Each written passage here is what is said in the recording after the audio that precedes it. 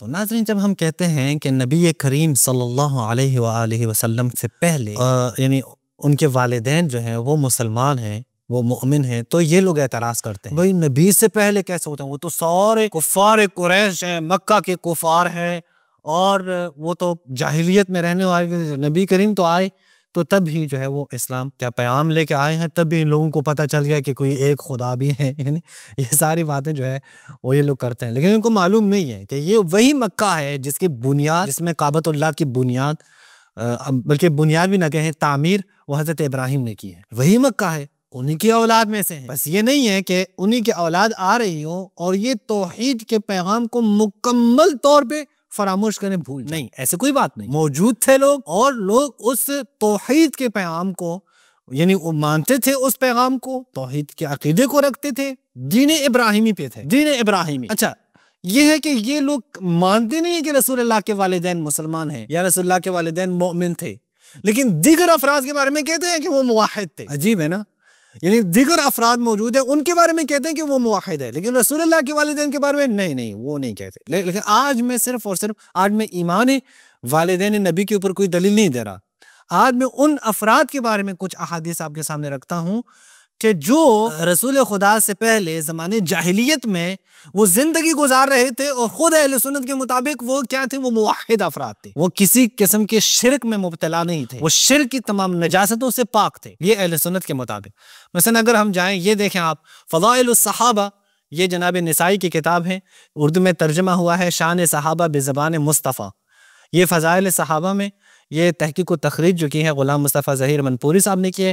اس کا صفحہ نمبر 122 پہ آپ دیکھیں، سیدنا زید بن عمرو بن نفیل، یہ زید بن عمرو بن نفیل کے فضائل یہاں پہ بیان کیے. اسماء بنت ابی بکر سے روایت ہے کہ میں نے زید بن عمرو بن نفیل کو دیکھا کہ وہ کعبۃ اللہ کے پاس، یہ جو زید بن عمرو بن نفیل جو ہے وہ کعبۃ اللہ کے ساتھ اپنی پیٹھ مبارک لگائے فرما رہے تھے، آج اس دن میرے علاوہ تم میں کوئی دین ابراہیمی پر نہیں. بس دیکھیں، یہ اس حدیث سے کیا ثابت ہونے کہ دین ابراہیمی ایک دین موجود تھا انہی لوگوں میں سے، اور لوگ اس کے پیروکار تھے. اور مزید فرما رہے تھے میرا الہ سیدنا ابراہیم علیہ السلام کا الہ ہے، یعنی موحد، وہی پیغام جو حضرت ابراہیم لے کے آئے ہیں انہی کو قبول کرنے والے.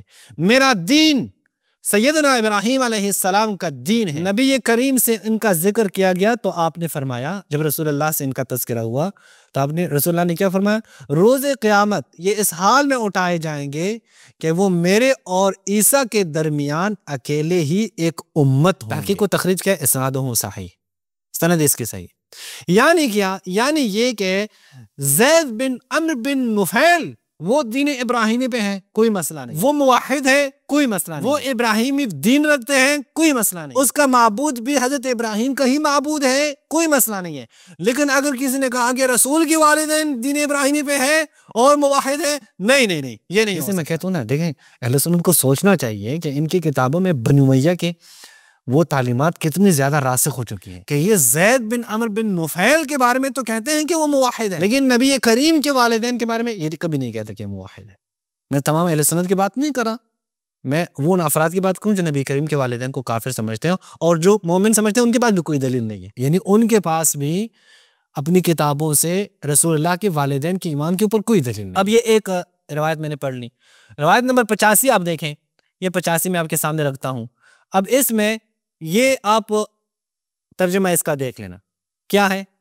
زید بن حارثہ سے روایت ہے کہ مرتبہ رسول اللہ میرے پیچھے سواری پر سوار ہو کر ایک بت کی جانب نکلے. قبل از نبوت ہم قریش نے اس بت کے نام پر ایک بکری ذبح کی. یعنی نبی کریم، یعنی آپ دیکھیں ایک تو توہین ہے اس میں کہ نبی کریم بت کی طرف گئے اور پھر بت کے نام پہ بکری بھی ذبح کی اور اس کا گوشت بنایا. جب وہ گوشت پک کر تیار ہو گیا تو ہم نے اس کو دسترخوان کے تھیلے میں ڈال دیا. پھر رسول اللہ میرے پیچھے سواری پر لوٹ آئے جبکہ وہ دن مکہ کے گرم ترین دنوں میں سے تھا. جب ہم وادی کے بلند مقام پر پہنچے تو وہاں زید بن عمرو بن نفیل سے ملاقات ہو گئی. تو وہاں ان دونوں نے زمانے جاہلیت کے انداز پر ایک دوسرے کو خوش آمدید کہا. رسول اللہ نے ان کو مخاطب ہوتے ہوئے فرمایا میرے خیال میں آپ کی قوم آپ کو نفرت کی نگاہ سے دیکھتی ہے. تو زید بن عمرو بن نفیل نے کہا اللہ کی قسم میری قوم کا مجھ سے نفرت کرنا میری طرف سے ان پر کسی فتنہ و برائی کے بغیر ہے. لیکن میری رائے کے مطابق میری قوم گمراہی پر ہے اور میں اس دین حقہ کی تلاش میں نکلا ہوں، یہاں تک کہ میں یثرب مدینہ کے یہودی علماء کے پاس آیا تو میں نے ان کو اللہ تعالیٰ کی عبادت کرنے کے ساتھ ساتھ اللہ تعالیٰ کے ساتھ شرک کرتے پایا، یہودیوں کو۔ میں نے کہا یہ وہ دین نہیں ہے جس کی تلاش میں نکلا ہوں۔ پھر یعنی دیکھیں زید بن عمرو بن نفیل کتنا بڑا موحد ہے کہ یہودیوں کے پاس بھی جاتے ہیں تبھی نہیں آ رہی، اس میں تو شک موجود ہے۔ پھر میں وہاں سے چلا اور خیبر کے یہودی علماء کے پاس آیا تو میں نے ان کو بھی اللہ کے عبادت کرنے کے ساتھ ساتھ اللہ تعالیٰ کے ساتھ شرک کرتے پایا۔ میں نے وہاں بھی کہا کہ یہ وہ دن نہیں ہے جس کی تلاش میں نکلا ہوں۔ پھر میں فدق کے یہودی علماء کے پاس آیا تو میں نے ان کو بھی اللہ تعالیٰ کی عبادت کرنے کے ساتھ ساتھ اللہ کے ساتھ شرک کرتے پایا۔ میں نے کہا یہ وہ دن نہیں ہے جس کی تلاش میں نکلا ہوں۔ پھر میں وہاں سے چلا اور ایلا کے یہودی علماء کے پاس آیا تو میں نے ان کو بھی اللہ کی عبادت کرنے کے ساتھ ساتھ اللہ تعالیٰ کے ساتھ شرک کرتے پایا۔ میں نے وہاں بھی کہا یہ وہ دین نہیں ہے جس کی تلاش میں نکلا ہوں۔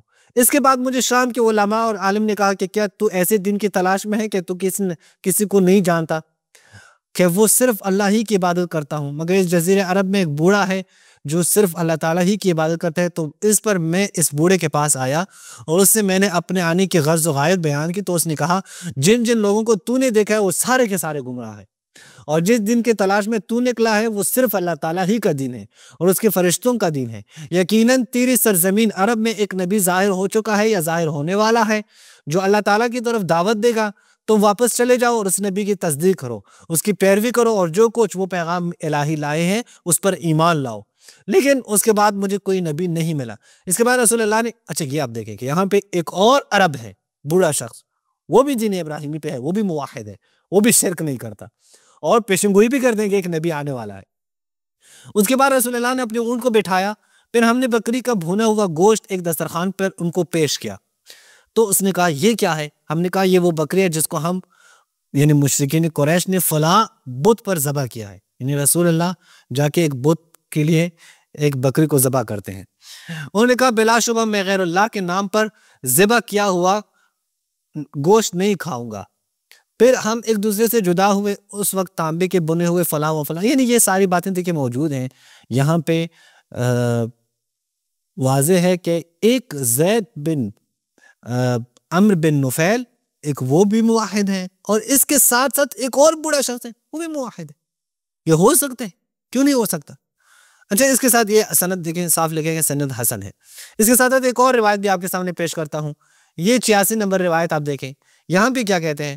یہاں پہ کہتے ہیں کہ عبداللہ بن عمر سے روایت ہے کہ رسول اللہ نے زید بن عمرو بن نفیل سے بلدح کے نشیبی حصہ میں ملاقات ہوئی، رسول اللہ کی ملاقات ہوئی۔